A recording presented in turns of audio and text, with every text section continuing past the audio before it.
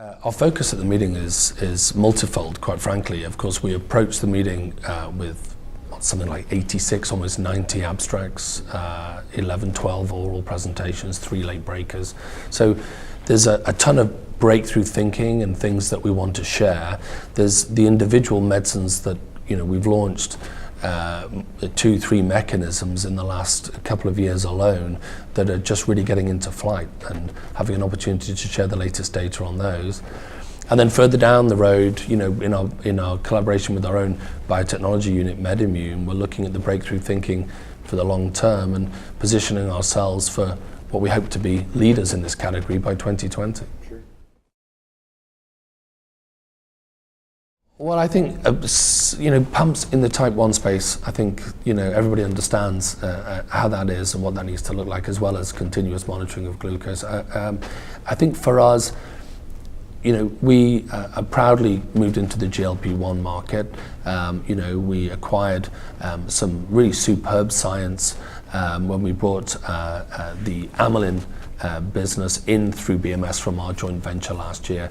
So we're delighted with the science, we're delighted with the delivery mechanisms, and as much as we are very excited around the fixed dose combinations in small molecules and tablets, we know some patients need more, and we know that's the journey they go on, and at that point it becomes an injectable option. And we're still in the pre-insulin space, but we are happy to provide that option. Again, additional efficacy, weight again, and what that could mean. And a lot of the conversations I've had since I've been here, and indeed over the last 12 months, have been around when to introduce a GLP-1, how to put that together with an SGLT2, what it looks like. And again, very patient-driven. And some patients would prefer a weekly GLP-1 like Bydureon pen, and who could blame them?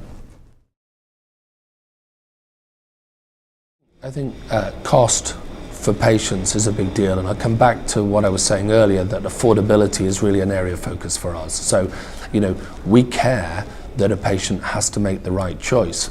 We care, and that's why we work tirelessly to make sure we have our co-pays down to 0 in some cases, because we want the patient to take their medicine because they want to get well and not be looking to make trade-offs as a family. And these are small amounts, but they do make a difference.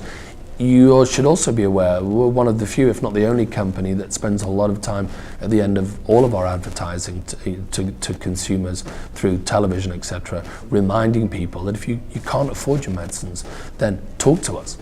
Last year we gave away somewhere close to $1 billion in medicines, and almost 400,000 patients benefited. We're in healthcare. We're trying to bring medicines through that patients can get access to, that can have better outcomes, and that's what we're about. And so, I think there's a lot of talk about price, a lot of talk about cost. We're trying to move that conversation to what it's like to be a patient. And we think we've made huge progress, and I think we set a very high standard, quite frankly, in making sure that patients can afford our medicines.